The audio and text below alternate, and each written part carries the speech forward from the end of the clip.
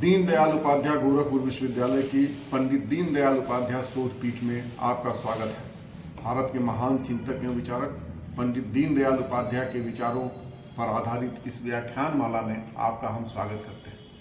सबसे पहले मैं इस व्याख्यान माला को आयोजित करने के लिए इस विश्वविद्यालय के माननीय कुलपति प्रोफेसर पूनम टंडन जी को धन्यवाद देता हूं और इसके साथ ही इस केंद्र के निदेशक प्रोफेसर हिमांशु चतुर्वेदी को भी मैं इस बात के लिए धन्यवाद देता हूं कि दीनदयाल उपाध्याय जैसे व्यक्तित्व के विचारों को प्रचारित करने के लिए एक बहुत अच्छा प्रयास इस केंद्र ने शुरू किया है।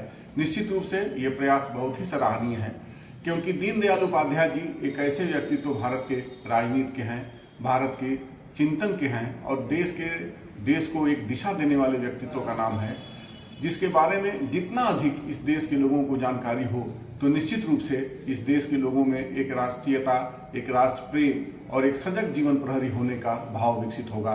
पुनः मैं इसके लिए इस विश्वविद्यालय की माननीय कुलपति और केंद्र के निदेशक को हार्दिक बधाई और धन्यवाद देता हूँ।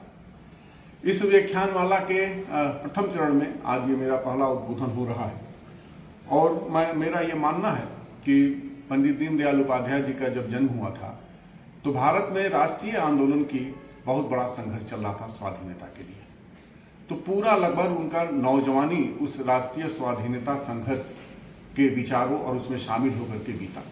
इसलिए उन्होंने आज़ादी के बाद भारत के बारे में जो सपना देखा, क्योंकि जब भारत को आज़ादी मिल रही थी तो इस देश को दिशा देने का कार्य किया। उसमें थोड़ा अद्भुत व्यक्तित्व है पंडित दीनदयाल उपाध्याय का, क्योंकि दीनदयाल उपाध्याय जी जो दुनिया के विचार थे उन विचारों के बीच एक भारतीय विचार को खोजने का प्रयास कर रहे थे। उनका ये मानना था कि जो भारत का विकास होगा वह विकास भारतीय विचारों के आधारित पर होगा, वह विकास गांधी के रास्ते पर चलकर किया जा सकता है। इसलिए बहुत ही रुचिकर हो जाता है जब हम दीनदयाल उपाध्याय जी के राज्य और राष्ट्र के संदर्भों में उनके विचारों को देखने की कोशिश करते हैं। बहुत ज़्यादा तो मैं दीनदयाल उपाध्याय जी की विशेषज्ञता मेरे पास नहीं है, फिर भी एक राजनीति शास्त्री होने के नाते मैंने ये पाया कि राज्य और राष्ट्र के संदर्भ में जो दीनदयाल जी की बातें हैं वो निश्चित रूप से एक भारतीय सामाजिक व्यवस्था, भारतीय राजनीतिक व्यवस्था की तरफ संकेत करती हैं।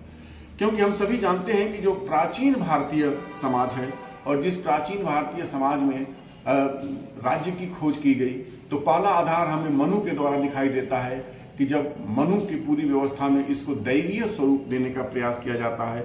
और मनु ये कहते हैं कि राज्य की दैवीय संस्था नहीं है जो धीरे धीरे विकसित हुई है, बल्कि एक आकस्मिक रचना थी। मनु ने राज्य की उत्पत्ति के दैवीय सिद्धांत माना है। मनु के बाद कौटिल्य ने राज्य के दैवीय सिद्धांत को पूरी तरीके से नहीं माना है, लेकिन उन्होंने उसी संकल्पना के बीच में एक प्रयास किया है और उन्होंने अपने दो परिकल्पित जासूसों के माध्यम से सामाजिक व्यवस्था की अराजकता पर एक तरीके का बातचीत किया है कि समाज में बहुत अराजकता है और बड़ी मछली छोटी मछली को खा जा रही है, मत्स्य न्याय की अवधारणा है, इसलिए हमें एक राजा का चयन करना चाहिए। और समाज के लोग मनु के पास जाते हैं और मनु से एक समझौता की प्रविष्टि वो करते हैं कि एक समझौता होता है जिसमें जनता ये कहती है कि आप हमारे ऊपर शासन कीजिए, हम अपने उपज का 1/6 हिस्सा टैक्स के रूप में देंगे, और जो व्यापारी हैं वो कहते हैं कि हम अपने उपज का 1/10 हिस्सा टैक्स के रूप में देंगे, जिससे कि हमारी एक सामाजिक व्यवस्था बनी रहे, सामाजिक एकता बनी रहे और राज्य में कानून व्यवस्था, दंड का प्राविधान हो। तो दंड के प्राविधान से राज्य की उत्पत्ति हो रही है कि दंड चाहिए और दंड के साथ साथ एक कानून व्यवस्था चाहिए, एक ऐसी कानून व्यवस्था जो सामाजिक समरसता को बनाए रखे, जो समाज में जीने वाले के जीवन को एक आदर्शमय जीवन व्यतीत कर सके। कुछ इसी तरीके से प्राचीन अगर यूनानी दार्शनिकों को आप देखेंगे तो जहाँ प्लेटो एक आदर्श राज्य की बात करता है, अरस्तु प्राकृतिक राज्य की बात करता है कि राज्य एक प्राकृतिक संस्था है, बाद में मैकियावेली, हॉब्स, लॉक, रूसो पश्चिमी विचारकों ने जो राज्य की अवधारणा दी और उन्होंने एक समझौतेवादी सिद्धांत की व्याख्या की।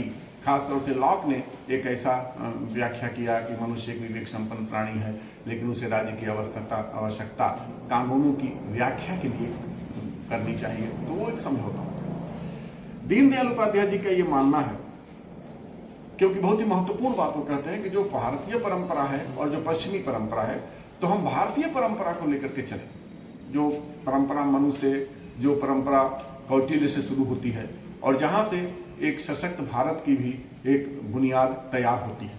इसलिए दीनदयाल जी का मान्यता है कि समाज स्वयंभू इकाई है तथा राज्य की उत्पत्ति समाज की आवश्यकता की पूर्ति के लिए हुई है। वे समाज और राज्य की उत्पत्ति एक साथ नहीं मानते, वरन समाज पहले उत्पन्न हुआ है तथा राज्य बाद में।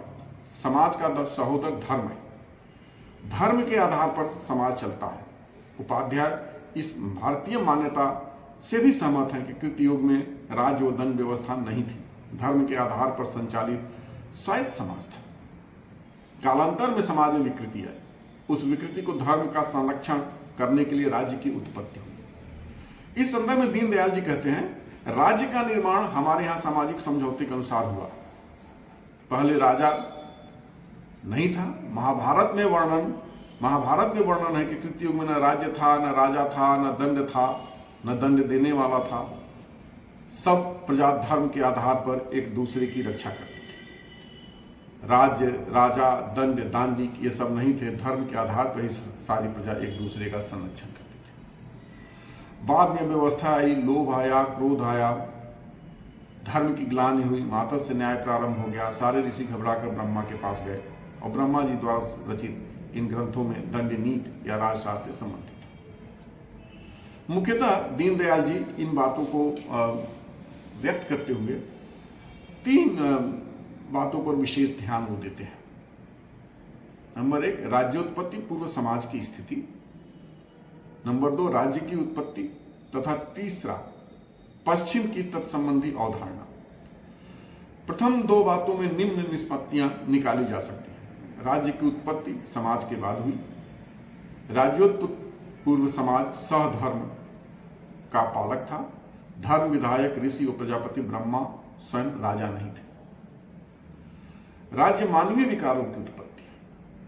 वह प्रजा में उत्पन्न हुए लोभ, क्रोध आदि धर्म को हानि पहुंचाने वाले तत्वों के खिलाफ निरूपित। अतः राज्य का प्रारंभिक स्वरूप नकारात्मक था, दंड नीति के रूप में था। भारतीय राज्य कल्पना वैधानिक राज्य कल्पना है।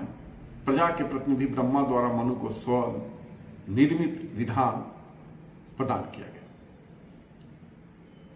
राज्य, राजा और प्रजा के दोहरे समझौते में से उत्पन्न हुआ। धर्म की स्थापना का कार्य ऋषियों का तथा धर्म संरक्षण का कार्य राजा का माना गया। विधायिका और कार्यपालिका में पृथक। प्रजा के धर्म का एकमात्र भाग राजा को मिलेगा। यह विचार प्रजा द्वारा स्वीकृत राज्य व्यवस्था तथा कराधान की जिम्मेदारी को संकेत करता है। पाप का भाग भी राजा को मिलेगा। अतः धर्म रक्षण असमर्थ राजा को हटाने का अधिकार प्रजा एवं उसके प्रतिनिधि ऋषियों को रहेगा। राज्य समाज की एक संस्था है, संपूर्ण समाज नहीं। राज्योत्पत्ति की यह कल्पना आधुनिक लोकतांत्रिक संवैधानिक शासन के बहुत निकट है। संभवतः इसी परंपरा के कारण तृतीय विश्व में केवल भारत ही ऐसा देश है जहां आधुनिक संवैधानिक लोकतंत्र सहज रूप में अपनी जड़ें जमा सका। निश्चित रूप से राज्य की जो संकल्पना दीनदयाल जी ने प्रस्तुत की वो बहुत ही वैज्ञानिक और वैधानिक है, जो भारतीय राज परंपरा से जुड़ा हुआ है, जो अंतर संबंध है इसका। इसीलिए प्रजातंत्र के बारे में जो दीनदयाल जी की अवधारणा थी, जब व्यवस्था के रूप में वो स्वीकार करते हैं कि प्रजातंत्र को बहुत ही उत्साहपूर्ण ढंग से वो स्वीकार करते हैं। और उस प्रजातंत्र में आप सभी जानते हैं कि दुनिया का पहला देश भारत है जिसने वयस्क मताधिकार को 1 स्ट्रोक में स्वीकार कर लिया। भारत के संविधान ने वयस्क मताधिकार को बिना किसी भेदभाव के स्वीकार किया। यह पहला दुनिया का संविधान है। किसी प्रकार का कोई डिस्क्रिमिनेशन नहीं, जात के आधार पर, धर्म के आधार पर, लिंग के आधार पर कोई भेदभाव नहीं। निश्चित रूप से यह बड़ी उपलब्धि थी, जिसके बारे में दीनदयाल जी का यह मानना था। शुरू में तो थोड़ा सशंकित थे कि एक ऐसा देश जो अभी अभी आजादी प्राप्त किया है, जहां शिक्षा का स्तर बहुत नहीं है, जहां बहुत गरीबी है, वहां वयस्क मताधिकार कितना सफल हो पाएगा। लेकिन बाद में उन्होंने बहुत ही उत्साहपूर्वक ढंग से इसका समर्थन किया, क्योंकि उनका यह मानना था कि जो प्रतिभागिता है, प्रतिभागिता ही शिक्षा का सबसे बड़ा आधार है। इसलिए वो मानते हैं कि जो लोकतंत्र है ये पश्चिम की अवधारणा नहीं है, ये भारतीय अवधारणा है। और इसलिए इस भारतीय अवधारणा में लोकतंत्र की सफलता के लिए 3 महत्वपूर्ण सूत्र दीनदयाल जी ने स्थापित किए हैं: सहिष्णुता और संयम का, अनासक्ति भाव, कानून के प्रति आदर की भावना। निश्चित रूप से किसी भी लोकतांत्रिक देश के लिए यह सबसे महत्वपूर्ण है। सहिष्णुता हो, संयम हो, अनासक्त भाव हो, शासक हमेशा देश के कल्याण और जन कल्याण के लिए अपने जीवन को समर्पित करे। ऐसी धारणा दीनदयाल जी की एक शासक के बारे में थी। और कानून के प्रति अगर जनता के सम्मान की भावना की अपेक्षा शासक करता है, तो शासक को भी कानून के प्रति सम्मान की भावना रखनी पड़ेगी, संविधान के प्रति संभावना के प्रति, संवैधानिक व्यवस्था के प्रति इतनी आसक्ति और इतना समर्पण दीनदयाल जी का था। इसलिए जब देश आजाद हो रहा था और भारत का संविधान बन रहा था और ये गांधी के सपनों के भारत को बनाने के लिए एक संकल्पना की जा रही थी, उस समय दीनदयाल जी को ऐसा लगा कि स्वराज की गाड़ी, स्वराज के बाद हमारे देश की गाड़ी विपरीत दिशा में कैसे मुड़ गई। तो महेश चंद्र शर्मा जी ने, जो कि दीनदयाल के व्यक्तित्व और कृतित्व पर लिखने वाले आधिकारिक विद्वान हैं, उनकी पुस्तक में एक जगह एक उदाहरण आता है कि जब संविधान बन रहा था उस समय श्री संथानम या श्री टी प्रकाश ने यह सवाल उठाया कि गांधी के ग्राम स्वराज की संकल्पना तो संविधान में दिखाई ही नहीं दे रही है। और यह बात उन्होंने उस समय संविधान सभा के अध्यक्ष डॉक्टर राजेंद्र प्रसाद से पूछा कि जो संकल्पना गांधी की थी, क्योंकि गांधी का ग्राम स्वराज की संकल्पना भारतीयकरण की संकल्पना है, जहां से वो देखते हैं कि गांवों का विकास, गांवों में कुटीर उद्योगों का विकास हो। और जब डॉक्टर राजेंद्र प्रसाद ने यह सवाल उस समय संविधान के निर्माण में महत्वपूर्ण भूमिका निभाने वाले राव साहब से किया, तो उस समय थोड़ी सी ये बेचैनी बढ़ी। और तब गांधी के स्वराज को स्थापित करने के लिए संविधान के भाग 4 में नीति निर्देशक तत्वों को जोड़ा गया। तो महेश चंद्र शर्मा जी इस बात को उल्लिखित करते हैं, तो उनको उल्लिखित करने के पीछे कुल उद्देश्य ये था, है जैसा मैं समझ पा रहा हूं, कि वास्तव में दीनदयाल जी की चिंता थी कि एक राजनीतिक व्यवस्था में भारत का भारतीयकरण या भारतीय विकास की जो अवधारणा होगी वो गांवों के विकास से जोड़ी जाएगी। और यहां पर मैं उनको गांधी के बहुत करीब पाता, इसलिए लोकतंत्र में उनकी आस्था, वयस्क मताधिकार में उनकी आस्था, मतदाता, क्योंकि उन्होंने जो अपनी बातें की हैं कि अच्छा राजनीतिक दल कैसा हो, अच्छा उद्योगपति कैसा हो, अच्छा मतदाता कैसा हो, तो ये विभिन्न चरणों पर जो उनकी राजनीतिक क्रियाशीलता है और लोकतंत्र के लेकर के जो उनकी संवेदनशीलता है, निश्चित रूप से भारतीय समाज में लोकतंत्र को स्थापित करने में उनके विचारों की महत्वपूर्ण भूमिका है। इसलिए राज्य के बाद वो जब राष्ट्र की बात करते हैं, सामान्यतः जो राष्ट्र की पश्चिमी अवधारणा है जिसको हम लोग मानते हैं, जानते हैं, और उसी के आधार पर भारतीय राष्ट्रवाद को व्याख्यात करने का प्रयास करते हैं कि जिस समय अंग्रेज भारत आए तो उन्होंने सबसे बड़ा आरोप भारतीयों पर लगाया कि भारत में राष्ट्रवाद की कोई भावना नहीं, भारतीयों में राष्ट्रवाद की कोई भावना नहीं है, भारत कोई राष्ट्र नहीं। तो इस आधार पर इस संभावना को तलाश रहे थे कि अपने शासन व्यवस्था को भारतीयों को के मनोबल को तोड़ करके स्थापित किया जाए, क्योंकि जब किसी देश का मनोबल टूट जाता है, किसी देश के सांस्कृतिक मूल्य टूट जाते हैं, तो उनको गुलाम बनाना आसान हो जाता है। तो जो पश्चिम की अवधारणा, अगर पश्चिम की अवधारणा में आप देखेंगे तो राष्ट्र शब्द लैटिन भाषा के नेशियों से उत्पन्न हुआ है, जिसका अर्थ होता है जन।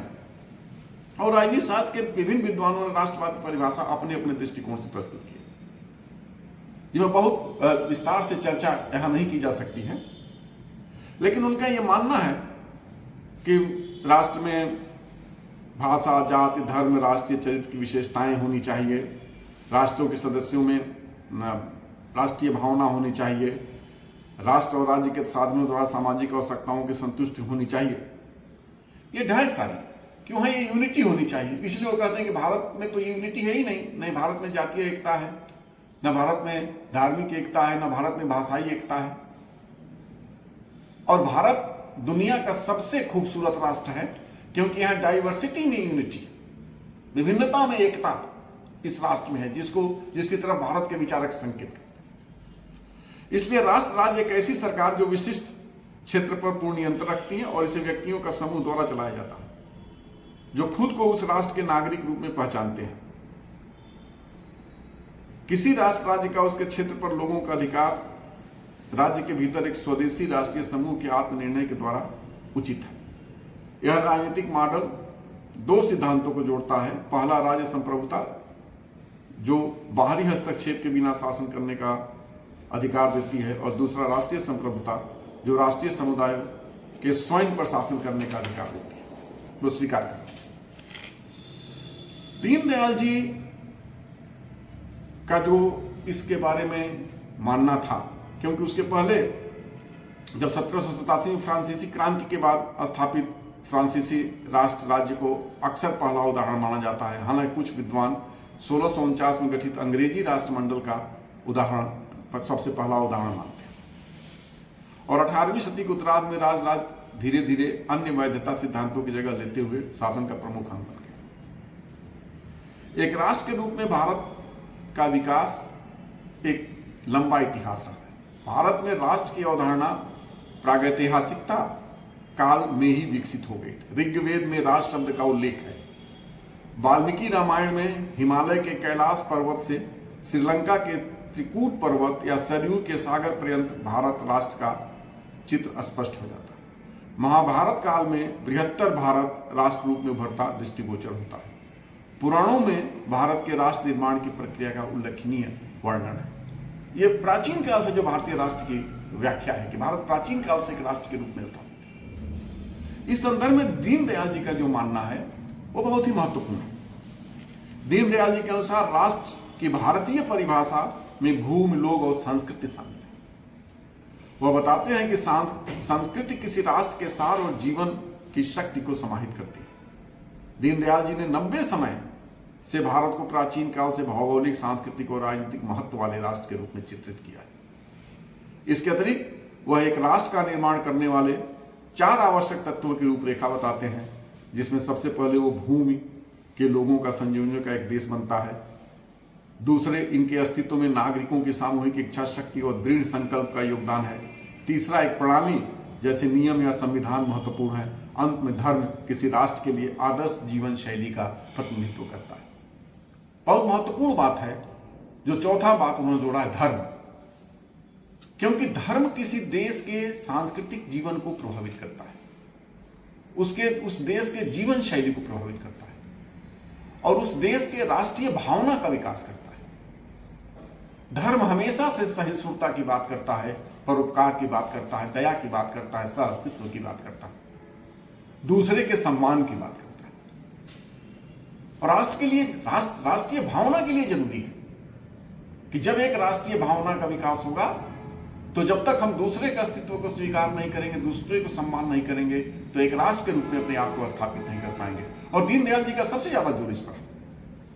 इसलिए वो कहते हैं कि इन चारों समुच्चय अर्थात ऐसी समिष्टि को राष्ट्र कहा जाए जिस प्रकार व्यक्ति के लिए शरीर, मन, बुद्धि और आत्मा जरूरी है। शरीर, मन, बुद्धि और आत्मा, ये सबसे महत्वपूर्ण तथ्य की तरफ वो संकेत करते हैं कि ये जरूरी है। इन चारों को मिलाकर व्यक्ति बनता है। उसी प्रकार देश, संकल्प, धर्म और आदर्श के समुच्चय से राष्ट्र बनता है।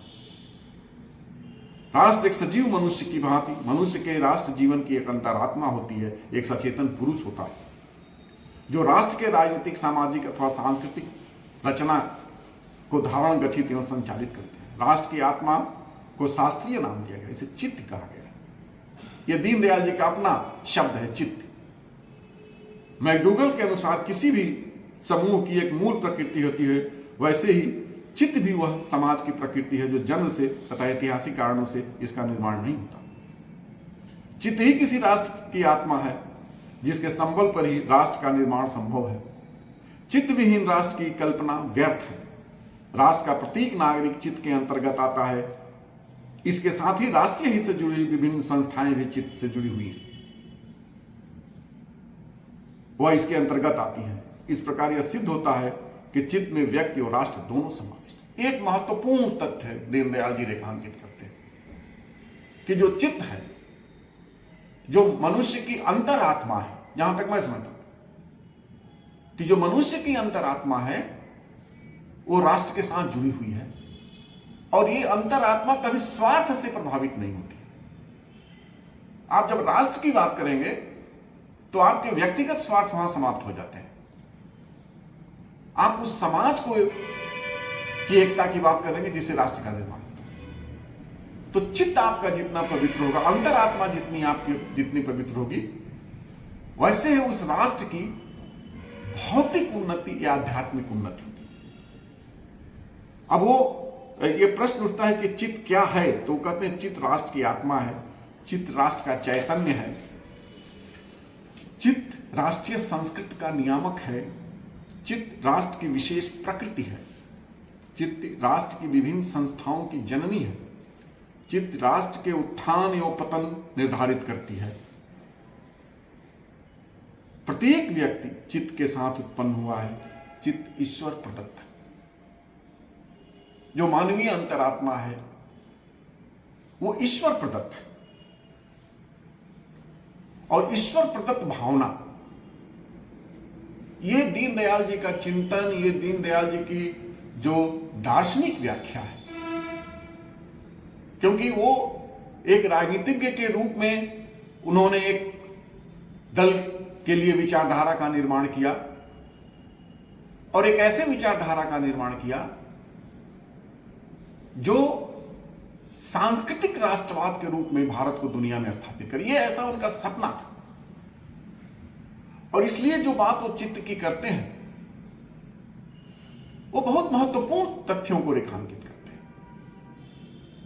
वो उन पश्चिमी विचारकों से बहुत आगे निकल जाते हैं जो सामाजिक समझौते से केवल राज्य की उत्पत्ति करते हैं, समाज की उत्पत्ति नहीं करते हैं। पश्चिम की जो अवधारणा है सामाजिक समझौते सिद्धांत की, वह अवधारणा एक राज्य की उत्पत्ति के लिए, उसे राज्य बनता है, समाज नहीं बनता। दीनदयाल जी जिस बात को कह रहे हैं, जो भारतीय परंपरा है, भारतीय परंपरा में जब ईश्वरीय उसको जोड़ा जाता है तो भारतीय परंपरा में ईश्वरीय का अर्थ है राष्ट्र का कल्याण, राष्ट्र के अंदर रहने वाले नागरिकों का कल्याण।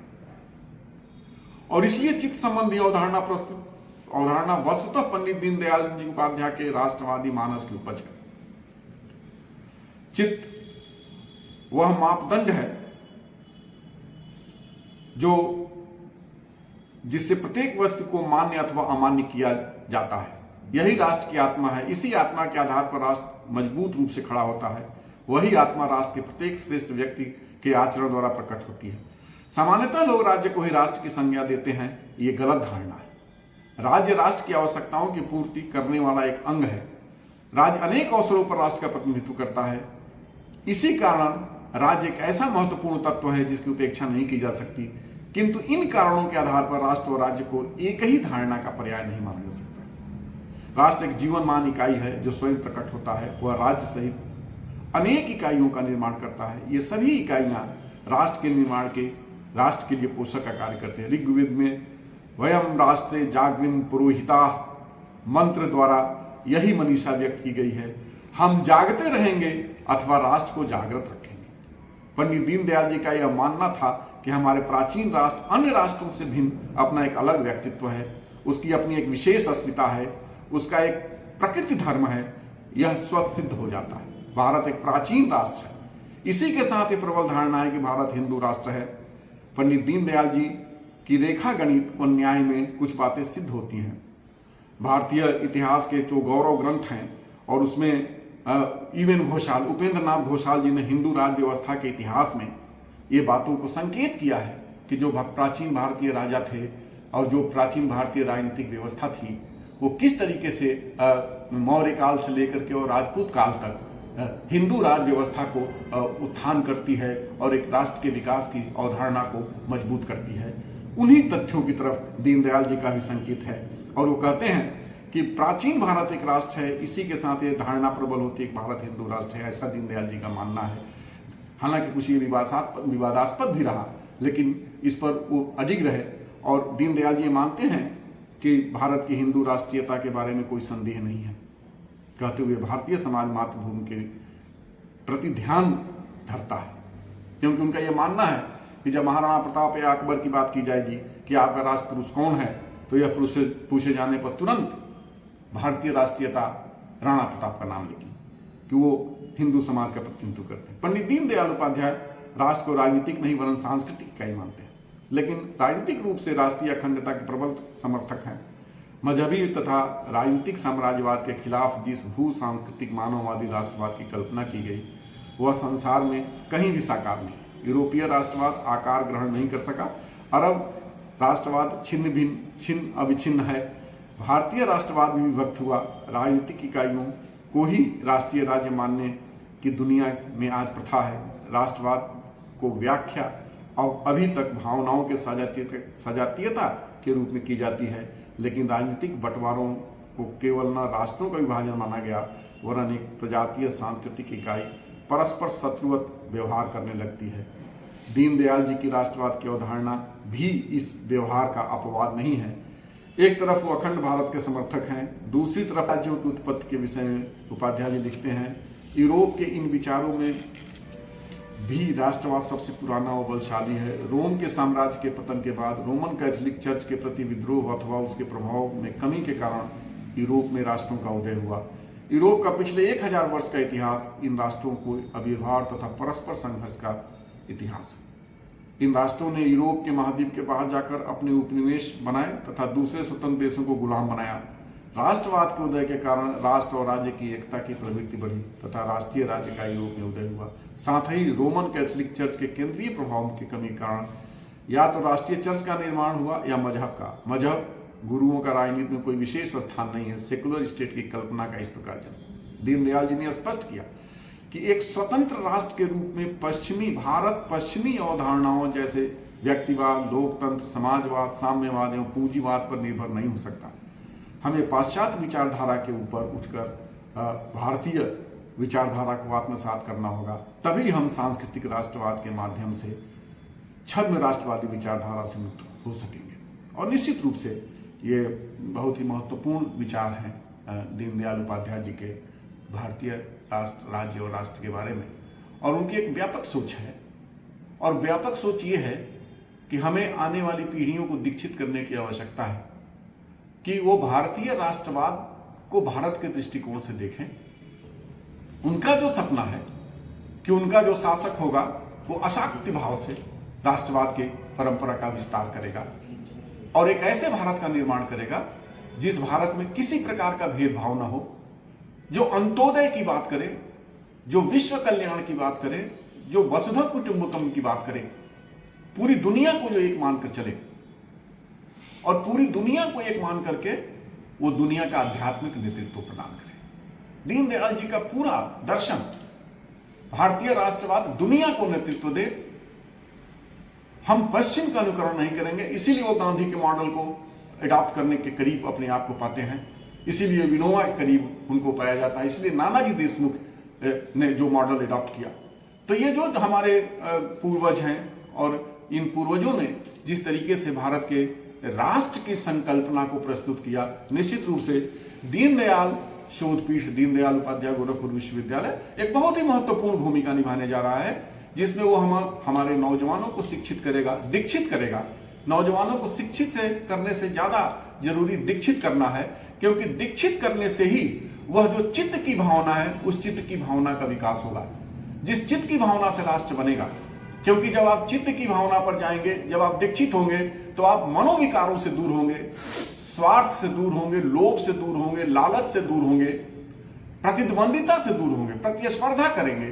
प्रतिद्वंदिता की जगह अगर भारत का नौजवान प्रतिस्पर्धा करे और राष्ट्र के प्रति उसका समर्पण हो, क्योंकि राष्ट्र के प्रति समर्पण ही किसी व्यक्ति के जीवन का सबसे सर्वोत्कृष्ट लक्ष्य हो सकता है, क्योंकि राष्ट्र एक ईश्वरीय विधान के द्वारा बनाई गई संकल्पना है, एक भावनात्मक संकल्पना है, एक आध्यात्मिक संकल्पना है। निश्चित रूप से यह विश्वविद्यालय जो दीनदयाल उपाध्याय जी के नाम पर ही है, यह विश्वविद्यालय इस प्रदेश और इस देश को इस शोध पीठ के द्वारा एक नया संदेश देगा, नई व्याख्या करेगा दीनदयाल जी उपाध्याय के विचारों का, और खास तौर से युवाओं के बीच में राष्ट्रीयता की भावना का प्रसार में महत्वपूर्ण भूमिका यह केंद्र निभाएगा। मैं इस अवसर पर इस केंद्र के निदेशक चतुर्वेदी को बहुत बहुत धन्यवाद देता हूँ। बहुत बहुत धन्यवाद।